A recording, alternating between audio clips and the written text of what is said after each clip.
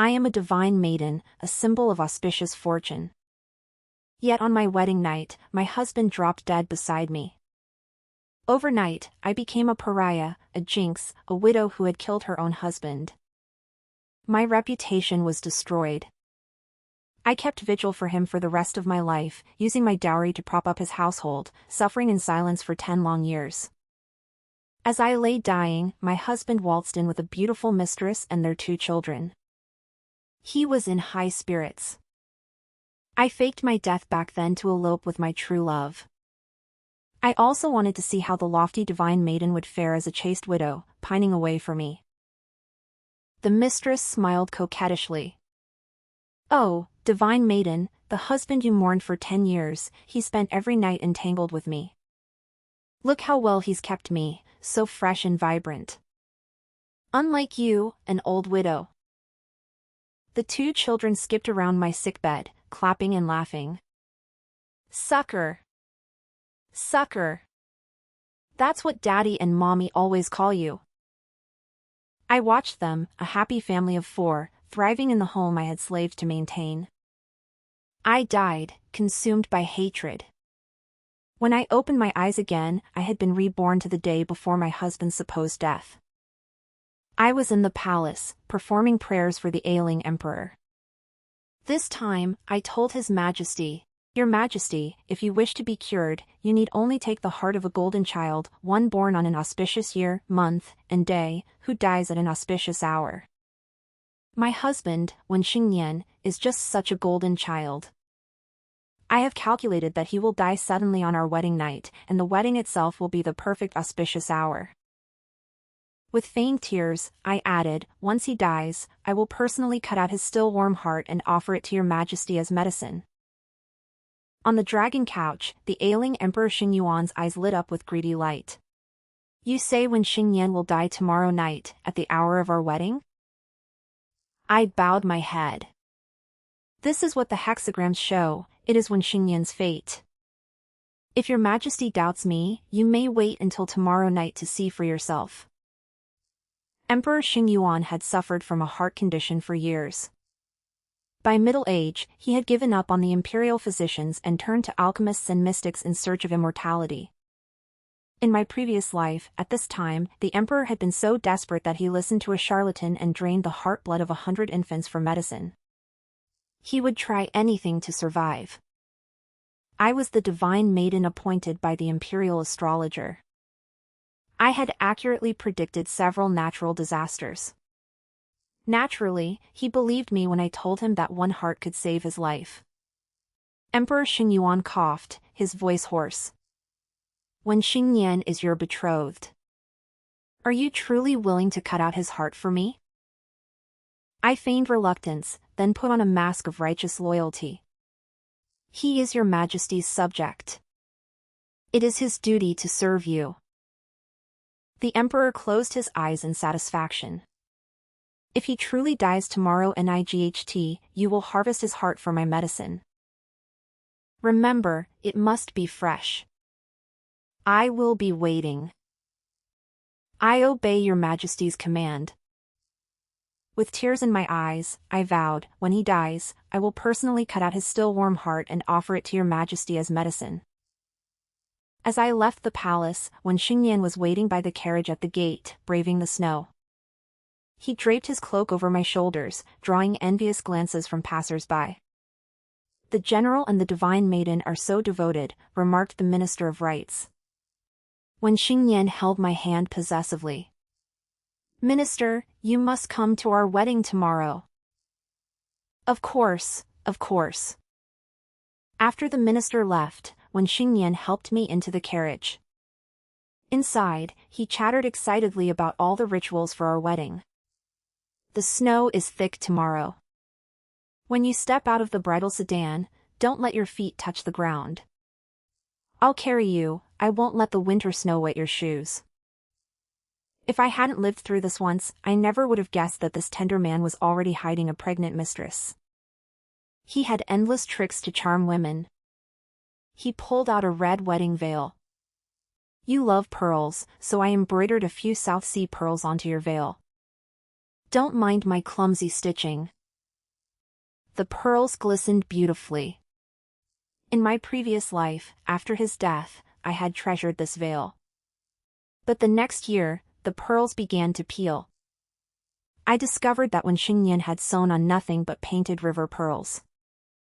Wen Xingnian's love was just like those pearls, pure and flawless on the surface, but once the veneer wore off, the rotten core was exposed. I had been fooled by his false devotion. When he faked his death, I was devastated, truly believing I had been the one to kill him. So I kept vigil for 10 years. I poured my dowry into paying off the Wen family's debts. I supported his younger brother into office and arranged a high-status marriage for his sister. 10 years later, I was terminally ill, at death's door, and Wen Xingnian came back, alive and well. I was barely 30, but my hair had turned white. He was still youthful and radiant. Standing by my sickbed, he smiled smugly. Back then, the general's estate was drowning in debt. I was just a brute who knew how to fight. I had no head for ledgers. I knew that the divine maiden's dowry would be lavish. But using my wife's dowry to pay off my debts, that would have been a blow to my pride. He took his mistress's hand. Luckily, I had already fallen for Yun Yang. A month before our wedding, she was already pregnant with my child.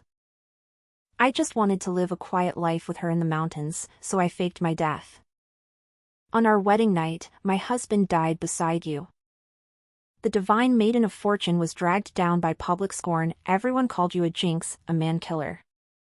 The emperor himself, being superstitious, stripped you of your title and ordered you to remain a widow for life. When I heard that, I felt a pang of pity. But also... He paused, then grinned maliciously. It felt damn good. After all, what man wouldn't relish the sight of the holy, untouchable divine maiden wasting away as a widow, a chaste woman? And I was only pretending to be dead. That made it even funnier. The pleasure he derived from crushing a woman's life was written all over his face.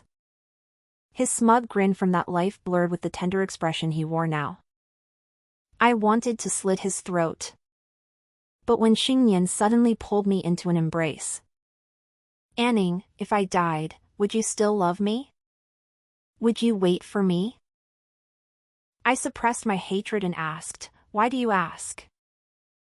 Perhaps because happiness feels too unreal. Thinking about marrying you tomorrow feels like a dream, and I can't help but feel anxious. The day before our wedding in my past life, he had said the same thing. Back then, I had been so moved that I thought his anxiety came from love. Now I understood, he was just making sure. Making sure that after his fake death, I would mourn him, live as a widow, and clean up his mess. Of course, I said, embracing him in return. If my husband dies, I will never remarry. I will remain faithful to you alone. Wen Xingnian was deeply moved. I knew it, Anning is utterly devoted to me. And my heart belongs only to you. I smiled faintly. Really? When you fake your death this time, I will personally cut out your heart and see for myself. The wedding proceeded as planned. The Wen estate was filled with noise and celebration. When the auspicious hour arrived in the bridal chamber, I reached for the man beside me, and found that Wen Xingnian had stopped breathing. His face was ashen, his limbs cold, his eyes closed, his pulse barely perceptible. Only now did I realize how convincingly he faked death. He had taken a life-extinguishing pill. Once ingested, it shuts down the senses for 7 days, inducing a death-like state. Before I could even raise the alarm, my mother-in-law, Wen Qingshi, barged in with a bowl of hangover soup, clearly premeditated. She didn't wait for me to speak before slapping her thigh and wailing, "Disaster! The groom has dropped dead. This bride is a man-killing jinx." The Wen family's relatives swarmed in like flies to carrion. Soon, the wedding guests, still tipsy, rushed in as well. They saw me in my bridal finery, and Wen Xingnian, seemingly sound asleep but long dead. Several imperial physicians and the family doctor took his pulse, then shook their heads. The general was worn out by his duties. The excitement of the wedding was simply too much for him. The life-extinguishing pill was a rare secret drug.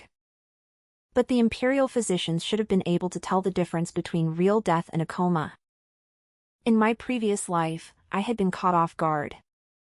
As a divine maiden trained in fate, I believed in destiny. I genuinely thought my fate had killed him. I was too devastated to notice anything amiss.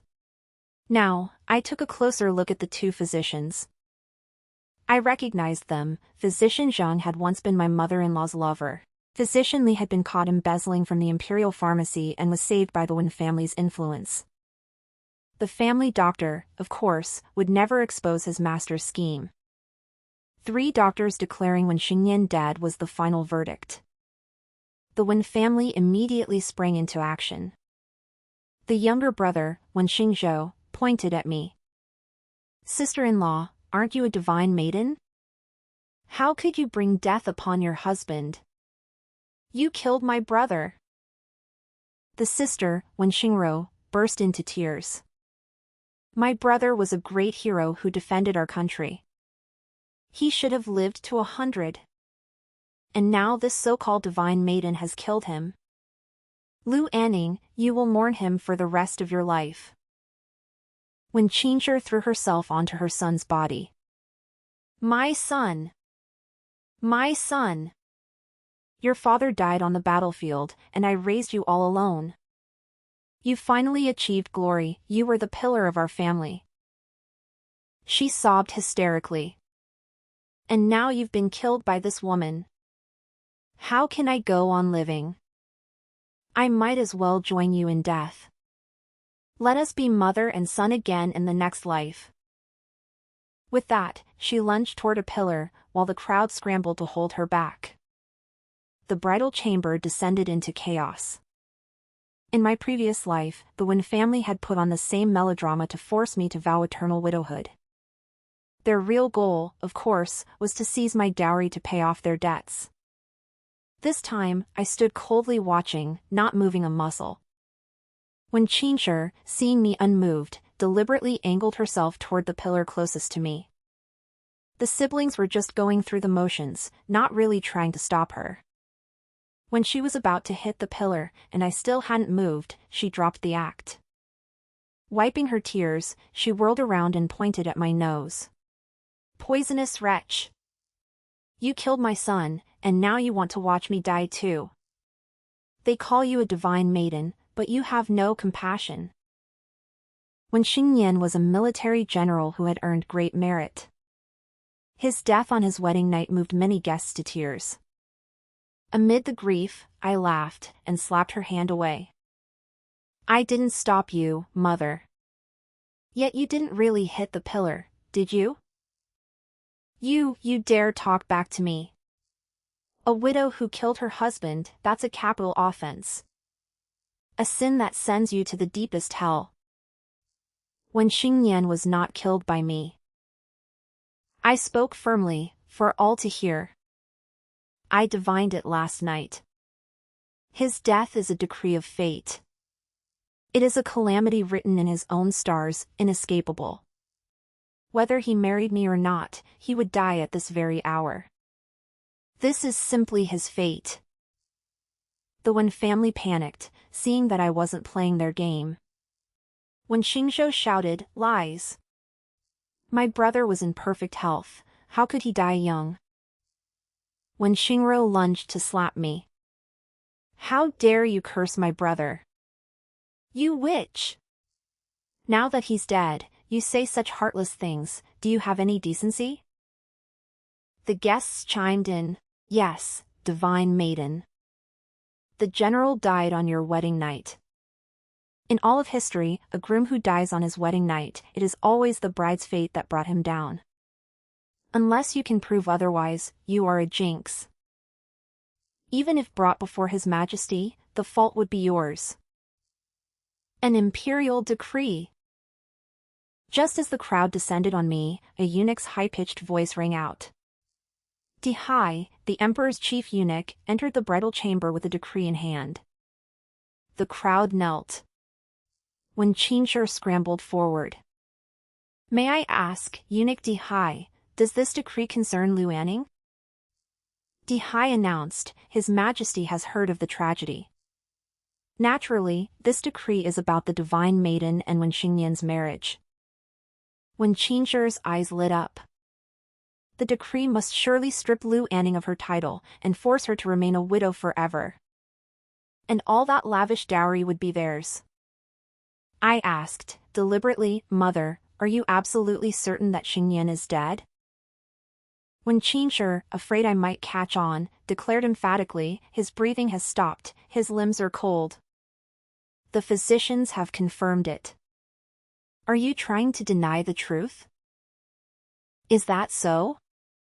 Second brother, third sister, in front of this imperial decree, which is the same as standing before His Majesty himself, tell me again, what happened to your brother? "You killed him," they answered in unison. Good. In front of the decree, lying was no different from lying to the emperor's face. And if Wen Xingyan's fake death was exposed, the whole family would be guilty of the highest treason, deceiving the sovereign. Eunuch Dihai began to read. By the grace of heaven, the emperor decrees, His Majesty is shocked to learn of Wen Xingyan's sudden death on his wedding night. General Wen rendered distinguished military service, and the emperor mourns the loss of a great subject. When Qinshur dabbed her tears. My son was a great general, a hero. His Majesty, in his mercy, must surely order Lu Anning to mourn before my son's spirit tablet for the rest of her days. Eunuch Dihai snapped, the decree has not been fully read. When Qinshur, you dare interrupt? When Qinshur's face went pale, and she prostrated herself. But inwardly, she was pleased. She was certain the decree would favor her family. Indeed, in this world, a woman who kills her husband is guilty of a capital sin. No matter her achievements, she is forever branded as a jinx. In my previous life, after Wen Xingyan's faked death, the emperor had stripped me of my title and ordered me to wear mourning white forever. But this time, I had prepared. I had convinced the emperor that Wen Xingyan was fated to die, and that his death would serve a great purpose.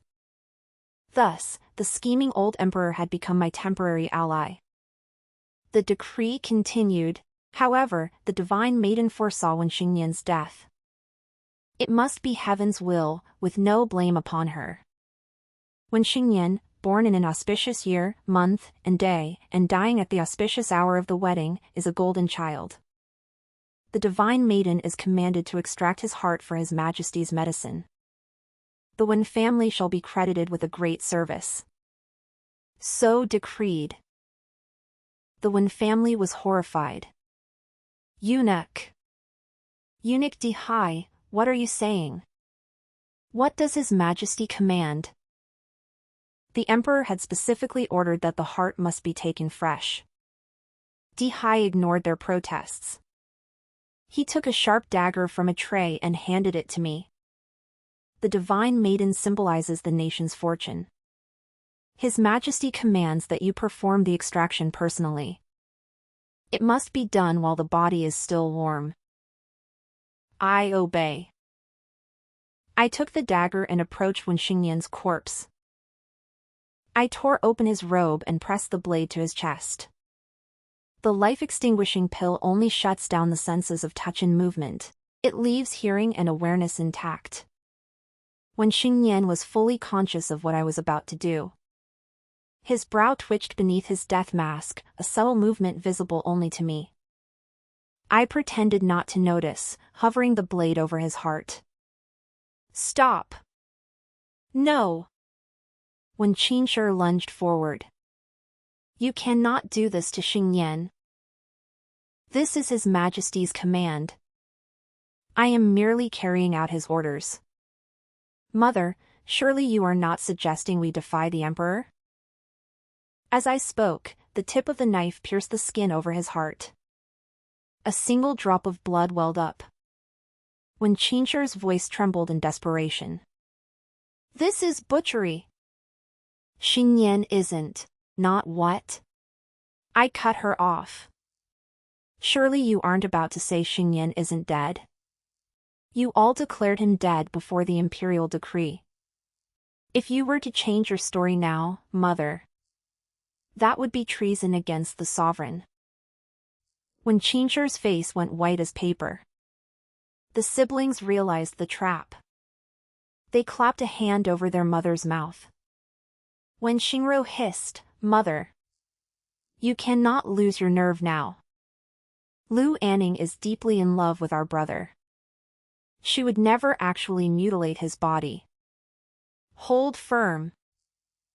"Yes, that's right." When Xingzhou agreed. "If our brother's ruse is exposed now, we are all guilty of treason. Don't worry, his death is convincing. Lu Anning can't possibly know. This is just a test to see if we break." Indeed, Lu Anning's knife paused. But when family members breathed a collective sigh of relief, even the corpse beneath the blade relaxed. Then, slowly, the divine maiden's knife began to travel downward. Down to Wen Xingyan's loins. She raised her hand, appeared to calculate something, and said to eunuch Di Hai, "I have divined that Wen Xingyan, in life, lay with another woman. He is no longer a pure youth. For the medicine to be effective, the body must be utterly pure." Di Hai asked, "What does the divine maiden suggest?" "Before I extract his heart for His Majesty's medicine." My blade hovered over his manhood, and with a smile, and tears in my eyes, I declared, "I must, with great sorrow, first castrate him for defiling his body." "Hold!" 3 voices cried out at once. "I have practiced medicine for decades, and I have never heard of a human heart being used as medicine. This is exchanging one life for another." "Indeed. The divine maiden is deceiving His Majesty. Harvesting a human heart defies the natural order. The divine maiden is trying to harm His Majesty." The 3 doctors, well paid for their loyalty, spoke with conviction. Even Di Hai began to look dubious. I turned to them. "You speak with such certainty. Then why has His Majesty's heart condition remained incurable for so many years?" "I am the divine maiden. I follow the mysterious ways of heaven. Do you dare question me?" Physician Li and the family doctor had no retort. But Physician Zhang, the deputy chief of the Imperial Academy, and Wen Qingshir's former lover, stepped forward, protecting the corpse even at the risk of defying the emperor. The divine maiden must first prove that Wen Xingyan is indeed the golden child who can cure His Majesty. Otherwise, no matter his past merits, you have no right to desecrate him so cruelly. The guests murmured their agreement. Yes, even if it's for His Majesty's health, castration would be too degrading. A man's virility is his pride. They say a body must remain intact for the soul to reincarnate. General Wen was a hero, first killed by a woman, now to be castrated and dismembered. It's too pitiful. Eunuch Di Hai hesitated. Divine Maiden, Physician Zhang has a point. This concerns the emperor's well-being. If the procedure yielded no effect, Di Hai feared the emperor's wrath would fall on him. Very well. I withdrew the blade. I will first prove to His Majesty that Wen Xingyan's golden child body will help him. I will not touch his heart or his nether regions, for now. But I will take a bowl of his blood. With the imperial decree behind me, the Wen family dared not openly defy me. And since I was only taking blood, they had little to fear. Physician Zhang stepped aside. With one swift cut, I slashed Wen Xingyan's wrist, letting his warm blood fill a bowl. Eunuch Di Hai carried the blood back to the palace while I followed. The Wen family, for show, replaced the red wedding silk with white mourning cloth. That night, the family and Physician Zhang secretly fed Wen Xingyan the antidote to the life-extinguishing pill. As soon as it touched his lips, he awoke. During the death state, only his consciousness had been active, his limbs had been frozen. The moment he could move, he sat bolt upright and grabbed his groin. Relieved to find himself intact, he howled in frustration. What in the hell does Lu Anning think she's doing? She almost unmanned me tonight. His sister Wen Xingro, shaken by the ordeal, pleaded, "Brother, maybe you should just come back to life tomorrow. This was too close, she almost castrated you." When Xingyan snapped, "Come back to life? How? The emperor himself is involved. As far as the world is concerned, I am dead. If I reappear, it's treason for all of us." He cursed himself. I should never have thought up this fake death plan. I was so sure Lu Anning was so lovesick that she'd be destroyed by grief. I didn't think she'd be this ruthless. When Qingshi wrung her hands. What do we do now? Today she took blood. If that blood actually helps the emperor. She looked at her son's nether regions with dread. My son. Can you still keep your manhood? Physician Zhang sighed. The medical texts say nothing about human blood curing heart disease. But if His Majesty is deluded, Xingyan may be in grave danger. Zhang Lang, when Qingshi leaned into his arms, what do you suggest? The siblings showed no surprise at this intimacy. Their mother had been widowed for years, and her affair with physician Zhang was an open secret. 2 years ago, she had nearly borne his child, but she lost it due to her age. Zhang had felt deeply indebted to her and was therefore complicit in Wen Xingyan's scheme. On the wedding night, a candle could fall and set fire to the bridal chamber, and the groom's body with it. That way, your son can vanish cleanly. And the divine maiden, with a dead husband in a burned house, would be marked as a true bringer of disaster. He caressed Wen Qingshi's back. What do you think, my lady? It was Wen Xingyan's only escape. Wen Qingshi immediately ordered a servant of similar build to be found and killed, to serve as a substitute. As they set things in motion, Wen Xingzhou spoke up. But if my brother's corpse disappears, won't the emperor be furious? No one paid him any mind. But his eyes gleamed with greed. If my brother truly could cure His Majesty, then the Wen family could earn great merit. Deep in the night, a massive fire broke out in the new bridal chamber. According to the household servants, a candle had fallen and set the curtains ablaze. In a single night, a dead groom, a house fire, everyone on the street whispered that the divine maiden was not a bringer of blessings, but a curse upon her husband's house. Meanwhile, back in the palace, Emperor Xingyuan drank Wen Xingyan's golden child blood. His vitality surged. He was now certain that the golden child heart would be far more potent. Dihai rushed back to the Wen estate with another decree, this time, to claim the heart. But the Wen family was dressed in white mourning clothes. They wept.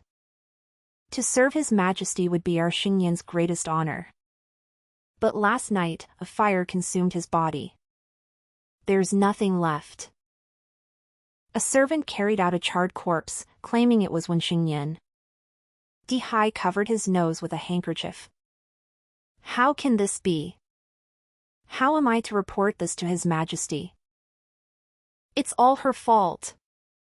When Xingro pointed at me. You killed my brother. You brought this fire upon us. You left him in pieces. Lu Anning, you are a curse, a man-killing star. Calmly, I lifted my hand and made a quick calculation. Then I said to Dihai, Wen Xingyan's body is still intact and preserved in this estate. That charred corpse is not him. Send soldiers to search the house. Desperate to deliver something to the emperor, Dihai gave the order. Wen Qingshi and Wen Xingro remained composed. They weren't fools. Last night, under the cover of the fire, Wen Xingyan had already been smuggled out of the capital to a country estate in Tongzhou. It was impossible for the guards to find him. With him gone, Lu Anning's days were numbered. Just as the Wen women were smirking, the eastern courtyard gate suddenly swung open. "Eunuch Di Hai," a voice called out. "Were you looking for my brother?" Wen Xingzhou pushed a stretcher forward. On it lay Wen Xingyan, his eyes closed, motionless, in another drug-induced death. Wen Qingshi gasped. How is Xingyan still in the estate? The night before, Wen Xingzhou had seen Di Hai out. As the eunuch passed, he muttered, "As long as my brother can cure his majesty, the Wen family will be rewarded with great merit." I had told him, of course. And since your brother is now dead, you are the only son left. The greatest share of that merit will fall to you. I know you've lived in his shadow your whole life. Now heaven is giving you a chance. If Wen Xingyan is truly dead, the glory and power are yours for the taking. Wen Xingzhou had frowned. You truly believe he's dead? My answer was weighted with meaning. At this point, your brother being dead is the best outcome for everyone, especially you. I had predicted that the Wen family would try to spirit Wen Xingyan away. But among them, someone would be tempted by greed. And I was right. With just a few whispered words, Wen Xingzhou had slipped a dose of the life-extinguishing pill into his brother's tea. Wen Xingyan, who had been about to escape, was once again trapped in a death-like sleep by his own brother's hand. And delivered straight to my blade. It seems heaven is protecting His Majesty, ensuring that Wen Xingyan survived the fire. Since his body remains intact, he must offer his heart. But before that, as his new wife, I will first purify him with a proper castration. I tore open Wen Xingyan's robe. The organ of his masculinity lay still and dormant. I hated him. And I hated that part of him. Because it was that organ that elevated men over women in this world. It was because of that organ that a woman whose husband died became a man-killing witch, stripped of her status and forced to remain a widow for life, and if she dared to remarry, she was a slut who deserved to be burned at the stake. But if a wife died, her husband could boast of it as one of life's three great joys: a promotion, a fortune, and a new wife. In his past life, he had sworn eternal love to me, then ran off to his mistress behind my back. He had impregnated her while I was left to mourn an empty coffin for 10 years. That vile organ, he kept it intact, but I was expected to stay pure. I stood over him, hatred burning in my eyes. "Dear husband," I murmured into his ear, "the divine maiden herself will castrate you. You should be honored." Wen Xingyan's brow trembled. He could hear, he could understand. He was terrified. He tried to wake up, but the drug paralyzed him. He could neither cry out nor flee. I raised the knife high, and as Wen Qingshi screamed, I severed his manhood in one clean stroke. Blood splattered across the room. When Xingyan's forehead and hands bulged with veins, I could almost hear the silent scream tearing through his soul. "My son! No! Brother!" The Wen women rushed forward, desperately trying to staunch the bleeding from his groin. Physician Zhang was too late. All he saw was me flicking away the severed tissue. Now he's pure. The blood flowed freely onto the floor. Di Hai, an old hand at such matters, was astonished. How is it that a dead man still bleeds so much, and the blood is still warm? I explained, as a golden child, when Xingyan differs from ordinary men. For 7 days, his blood will remain warm. I have purified him today. Tomorrow, when the auspicious hour comes, I shall cut out his heart, and it, too, will still be warm for His Majesty. Di Hai was reassured. Then we shall rely on the divine maiden. Good heavens, your hand is covered in blood, do wipe it off. He chuckled. May I say, divine maiden, your hand with a blade is quicker and fiercer than the palace eunuch's. Eunuch Di Hai flatters me. Ah. and once the Wen family has prepared the body, we will carry him into the palace tomorrow morning. The heart extraction requires a proper ritual. You mean, when Xingro blocked her brother's body, you're taking him, his corpse, into the palace? If he entered the palace, he'd never escape again. I glanced at the burned courtyard. Third sister, your home was just ravaged by fire. Your brother's body is safer in the palace. Agreed, Di said. Dress him, bind his wound, he must be presentable before his majesty. When Xingro wouldn't budge. When Xingzhou stepped forward, pulling her aside. I'll handle it, sister. Late that night, when Xingro ushered a maid, her belly slightly rounded, into the estate. The woman hurried to the study, where the stench of blood was overwhelming. We've already given him the antidote. Why won't my son wake up? When Qinshi paced. Physician Zheng worked his needles. He's lost a great deal of blood. Give him a few more needlings. Finally, when Xingyan opened his eyes. The moment he did, the woman threw herself on him, sobbing. Wen Lang, how did they do this to you? He shot up and backhanded her across the face. She fell, stunned. Wen Lang, I am Yun Yang. It was Lu Anning who castrated you. Why are you hitting me? Because of you. If you hadn't seduced me, Lu Anning never would have known my body was defiled. I wouldn't have been. He was incoherent with rage. This is all your fault. You are the one who convinced me to run away with you. Now I'm trapped, I can't live, I can't die. I'm worse than dead. He grabbed a sword from the bedside and raised it to strike her. Yun Yang clutched her belly and screamed, I'm pregnant. This is your only child, Wen Xingyan. If you kill me, you'll have no heir. The sword clattered to the floor. Another gush of blood poured from his groin. He doubled over in agony, crushed like a gutted shrimp.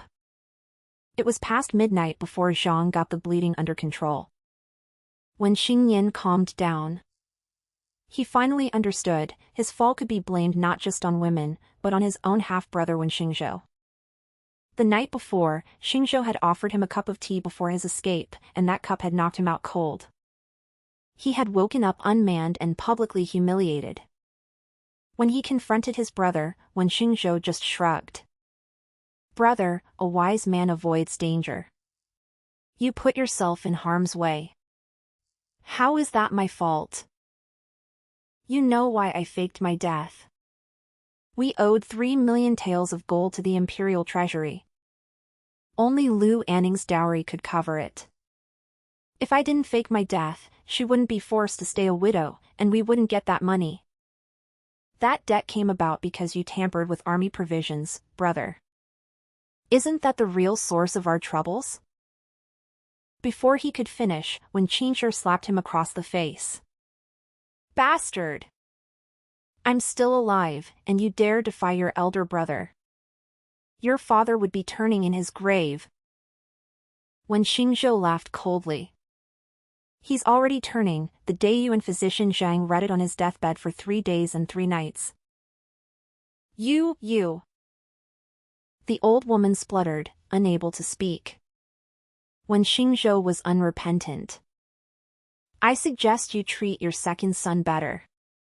As of now, my brother is as good as dead.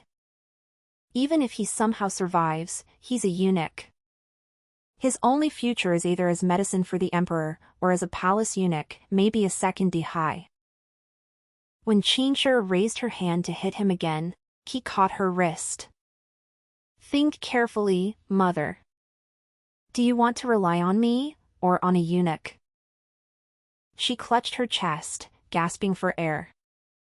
Enough! Zhang shouted. Xingyan, you're being taken to the palace tomorrow. Once you enter, your heart is forfeit. If you don't go, your fake death is exposed and your whole family dies. You must choose your path, and don't drag your mother down with you. Zhang Lang, when Qingshi burrowed into his arms, crying.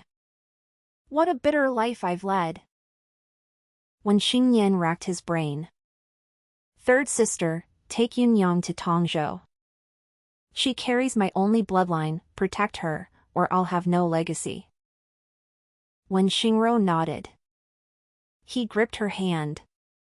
You're my real sister. You won't betray me like when Xingzhou, will you? She swore, brother, I'll take good care of our sister-in-law. Relieved, when Xingyan made his decision. I won't take the pill again. I'll play dead into the palace.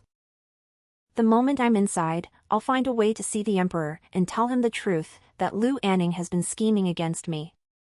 Once His Majesty knows I was faking, the divine maiden's lies will fall apart. He won't let her carve out my heart. He clenched his blanket. When that happens, I'll destroy her. The next morning, when Xingyan was secretly carried into the palace, to the Autumn Cool Pavilion, a building near the Cool Palace, chosen because a corpse was considered inauspicious. The guards and eunuchs carried him in and withdrew. I lifted the white cloth. His chest rose faintly, his skin less pallid. Too scared to take another pill, he was now simply playing dead. I pretended not to notice. To the guards, I said, the auspicious hour is tonight at sunset.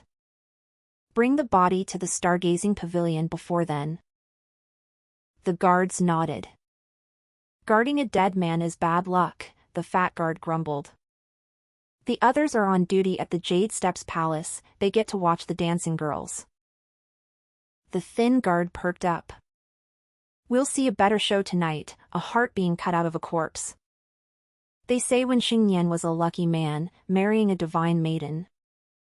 But he couldn't handle her fortune. He just wasn't blessed enough. When Xingyan, feigning death, heard every word. His fists clenched under the shroud. Normally, he could have taken out 2 guards easily. But that would mark him as an assassin, not a resurrected general. Soon, the guards left for a drink. The moment they were gone, when Xingyan sat up.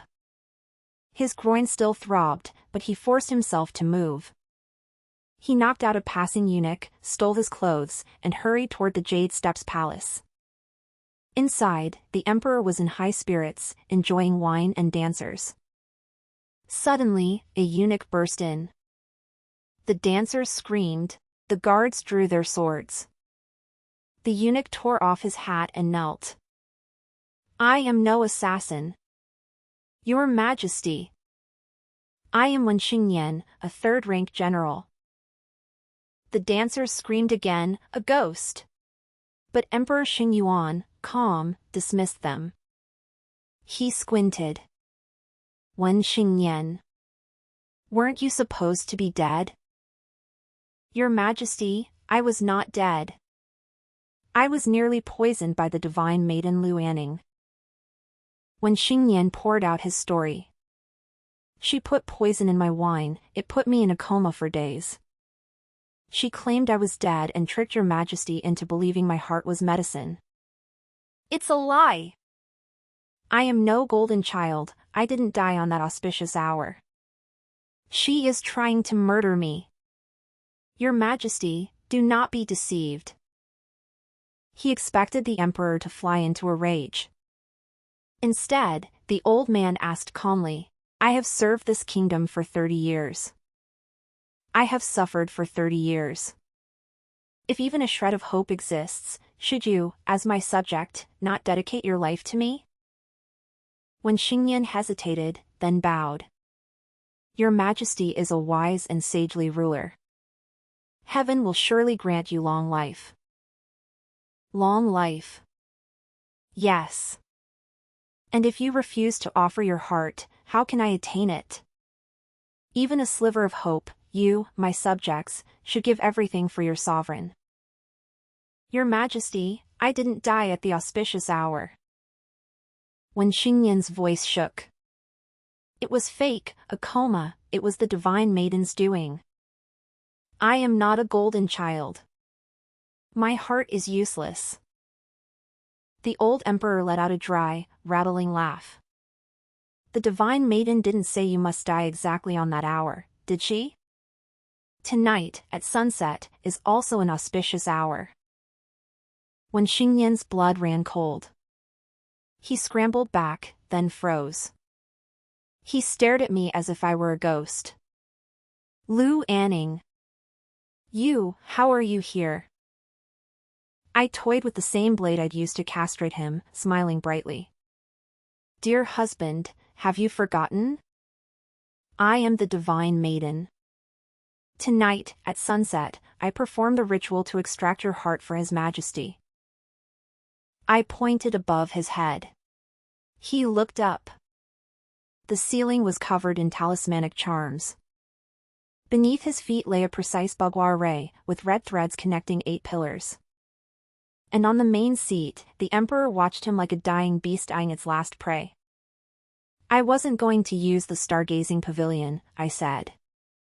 The Jade Steps Palace is the true execution ground. We had him. The guards tackled him and forced him to kneel at the center of the array. I turned to the emperor. Your Majesty, this is the long life array I have prepared. When Xingyan is truly a unique golden child. See how he walked right into the array? Heaven has delivered him to your Majesty. The emperor was delighted. Divine maiden, proceed at once, I cannot wait to consume this heart. I walked toward Wen Xingyan, blade in hand. He thrashed. No. No. I am not a golden child. Dear husband, have you forgotten? I pressed the blade to his chest. I am the divine maiden. I say you are, so you are. I plunged the knife into his chest. He screamed, and in that moment, as his vision flickered, memories of his past life flashed before his eyes. Anning, he gasped, you're getting revenge. You planned this from the start. In the past life, you mourned me willingly, why can't you take a joke? Why are you so cruel? His ravings only confirmed to the emperor that he was indeed a special golden child. But I saw the terror in his eyes. You're right. I am getting revenge. When Xingyan's voice cracked. Anning, please, I'm sorry, I was wrong. I did you a favor. 10 years ago, I brought your father and brother's bodies back from the front lines. You said you'd remember that kindness forever. You can't be so heartless, you're being ungrateful. Ungrateful? I asked. Then tell me, why was my brother's body missing an arm? He froze. The Northern D people chopped it off. In war, limbs get lost. It was them. No. You cut it off. Because you hated him for defeating you in 3 moves 10 years ago. You were jealous. So you took his corpse and dismembered it, feeding his arm to wild dogs. You thought I would never find out. 10 years ago, my family had been the most illustrious military house. When Xingyan had been nothing but a hanger-on to my brother. He challenged my brother to a public duel, full of arrogance. My brother gave him 3 moves, and used only his left hand, and still defeated him in 5 moves. I never imagined his resentment ran so deep. In the war that followed, my family died defending the border. When Xingyan, riding in late, claimed the victory and the glory. He brought back their remains. My brother's wounds were terrible, but the cut on his left arm was too clean. Northern D used serrated blades. That cut was deliberate. At 10 years old, orphaned and grieving, I had suspected. But I had no proof. Then I was taken in by the imperial astrologer, and for 10 years, Wen Xingyan's kindness became my only solace. Until I died, and he told me the truth. Your brother's arm, I cut it off. The golden left hand, they called it. I fed it to dogs. He'll never reincarnate now, Anning. And you wasted your life mourning me. That was why I was so determined now. Wen Xingyan, I said, I castrated you. I will take your heart. You will die dismembered, with no hope of rebirth. In that moment, I felt my brother beside me, his hand guiding mine, and I drove the blade through Wen Xingyan's heart. Blood gushed. He screamed and choked. It hurts. Anning, I'm sorry, don't carve it out, not while I'm alive. I smiled, twisting the blade deeper. Do you know why I waited until today? Why I didn't just do it on our wedding night? His eyes, wild with terror, stared at me. Because tonight, at sunset, is the very hour, in your previous life, when you married your mistress in your mountain retreat. That was your real wedding hour. I paused, remembering. While you were embracing her, I was kneeling before your empty coffin, mourning you for 3 days. Because everyone said I killed you. 10 years I wasted. I paid your debts. I raised your siblings. I bore your mother's abuse. No one asked how I felt, only that I deserved it. I closed my eyes as the sunset bell tolled. You hear that, Wen Xingyan? This is your true auspicious hour. According to legend, that night the divine maiden cut out her husband's heart, warm, beating, yet blackened with rot. She looked at it, and then at the body that still breathes its last. She said only, my husband once said his whole heart belonged to me. So I reached in and saw for myself. Your heart, dear husband, reeks just as badly as what you had between your legs. The emperor saw the heart, his eyes gleaming with ravenous hunger. It was boiled into a potion that very night. 3 days later, his heart pains subsided. I had earned great merit. But I warned him, when Xingyan's faked death was assisted by physicians in the Imperial Academy. If your majesty does not investigate, today they deceive you about life and death, tomorrow they may poison your medicine. The emperor, ever suspicious, ordered an inquiry. Physicians Zhang and Li were arrested. As Zhang was led to the execution ground, he asked me one question: how could Wen Xingyan's heart actually have healing power? It defies all medical reason. I laughed. Physician Zhang, do you remember, 8 years ago, you told me Wen Xingyan had been gravely wounded and that he could only be saved by the 1,000-year-old deer antler in my family's storehouse? My family kept that antler for emergencies. It was priceless. Your lover Wen Qinshi wanted it for her son.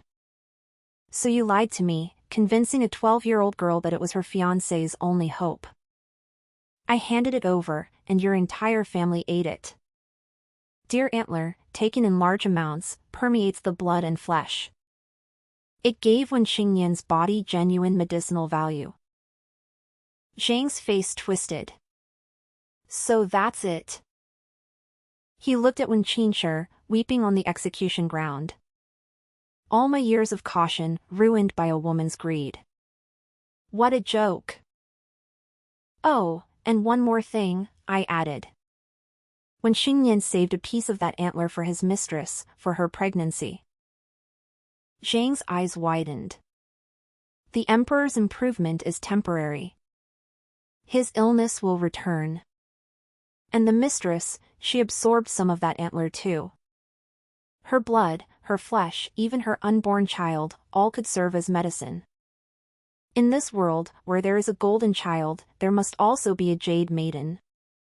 I, the divine maiden, shall decide who that is. I smiled gently. Unfortunately, Physician Zhang, you won't be around to see the rest of the show. Zhang was executed by slow strangulation. His dying gaze was fixed on Wen Qingshi. Soon, rumors of her affair with Zhang spread. The emperor, furious, because General Wen had been a true hero, stripped Wen Qingshi of her title and exiled her to a nunnery. She didn't last long.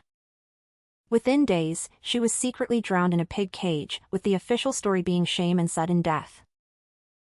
When her death reached Wen Xingro, she confronted Wen Xingzhou. "You killed her, you had her drowned."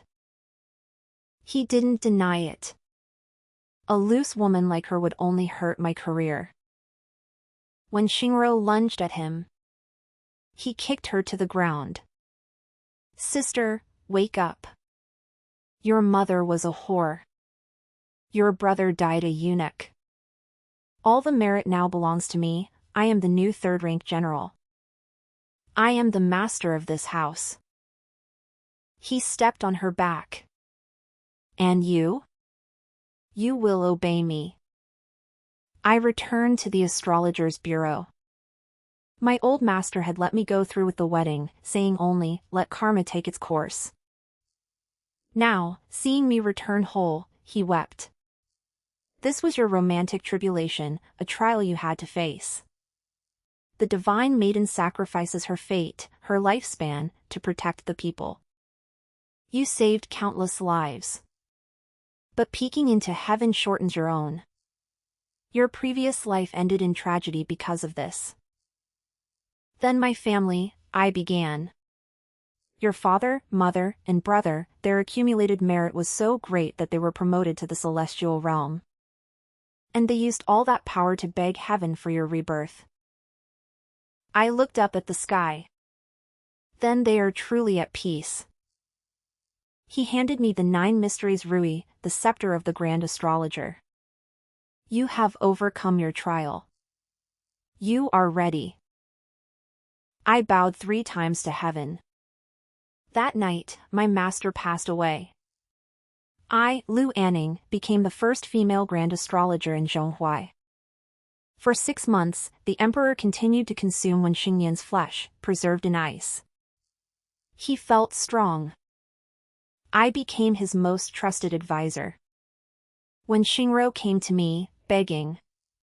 She called me sister-in-law, then corrected herself to grand astrologer. When Xingzhou wants to marry me off to a comatose prince in Ningzhou.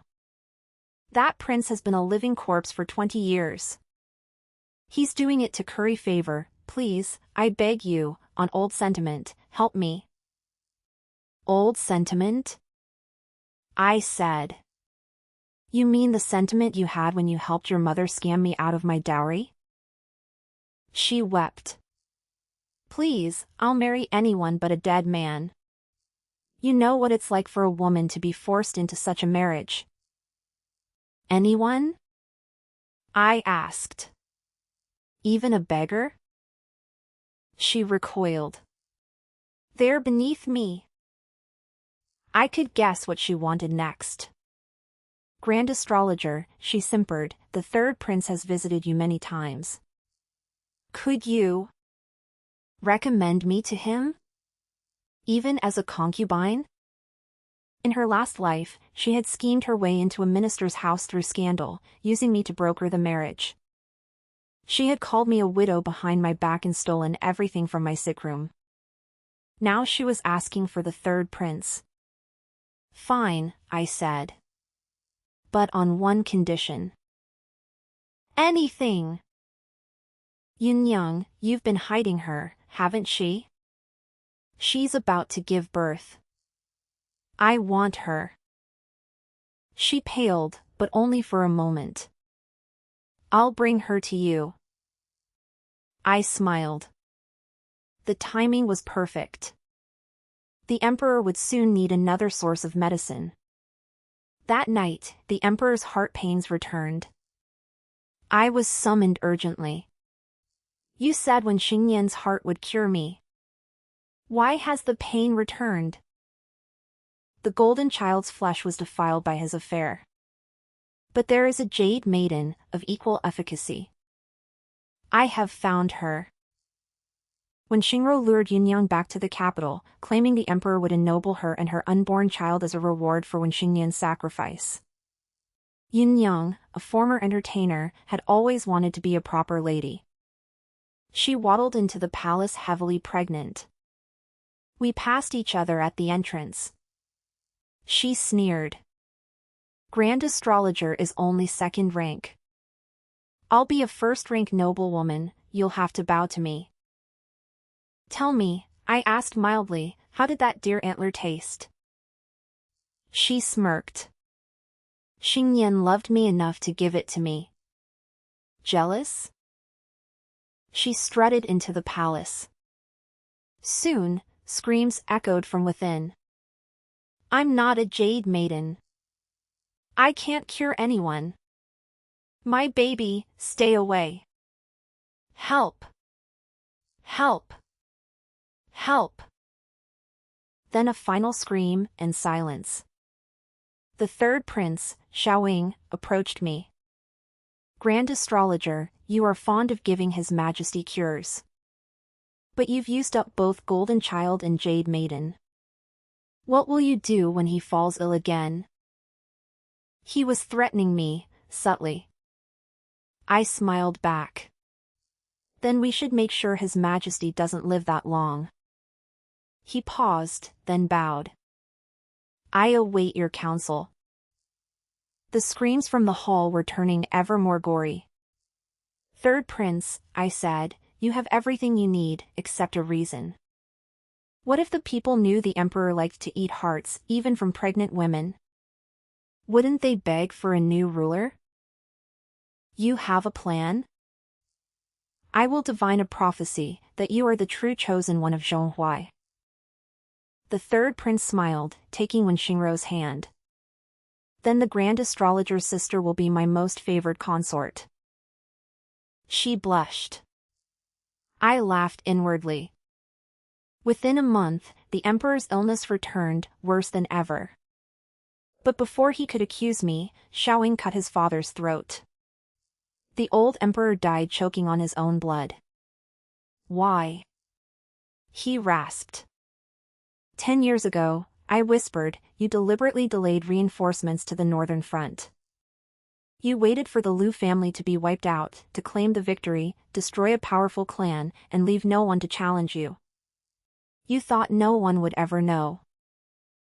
His eyes widened, then went still. His corpse stank. The physicians said it was because he had eaten too much human flesh. Xiaowing, now emperor, let the historians paint his father as a cannibalistic tyrant. By comparison, he looked like a savior. When Xingro became a favored consort. A year later, she bore a prince. 2 years later, Zhonghuai was ravaged by floods, a natural disaster. I performed a grand ritual to pray for peace. On the final day, as the rain fell, soldiers surrounded the prayer platform. Emperor Xiaowing announced, Grand Astrologer Liu, you caused this calamity with your wicked ways. I act in heaven's name. When Xingro smirked beside him. I told you I would avenge my brother and mother. Leading the soldiers was Wen Xingzhou. You thought you could keep me under your thumb forever, Liu Anning? The three of them, a treacherous emperor, a smug consort, and an opportunist general. I was not afraid. A young acolyte stepped forward, carrying the 2-year-old prince. When Xingro screamed, my son. How did you get my son? Xiaowing was furious. Liu Anning. You're holding a prince hostage. Imperial consort, I said calmly, you forget, this child was only conceived because I helped you. Your thin fate would never have produced an heir. The prince giggled at the sight of me. I raised my voice to the soldiers below. Why do natural disasters plague us these 2 years? Because an unrighteous ruler sits on the throne. He would kill the grand astrologer who prays for the people. If you follow him, Zhonghuai will know only calamity. The soldiers hesitated. They had families. They wanted peace, not endless disaster. As I spoke, the dark clouds parted. A beam of golden sunlight struck me, illuminating my robes. I threw off my prayer cloak and revealed a golden dragon robe underneath. The soldiers dropped their weapons and knelt. Divine Maiden, protect us. Long live the Grand Astrologer. I lifted my scepter and pointed at the three on the platform. The tyrant, the concubine, the traitor, execute them. The crowd roared in unison, execute. Execute. Execute. That day, Xiaoying lost his head. When Xingro was strangled. When Xingzhou was torn apart by the mob. The prince did not cry. He giggled, watching his mother, his father, and his uncle die. I raised him as my heir. When Xingro was never meant to have a child, he had been gifted by heaven itself. 6 years later, the prince, when his destined time came, returned to heaven. I took the throne. The land prospered. The floods stopped. The people rejoiced. My rebirth was complete. The Divine Maiden had risen as Empress of Zhonghuai. The story is now complete. Thank you for listening. Please subscribe and support me.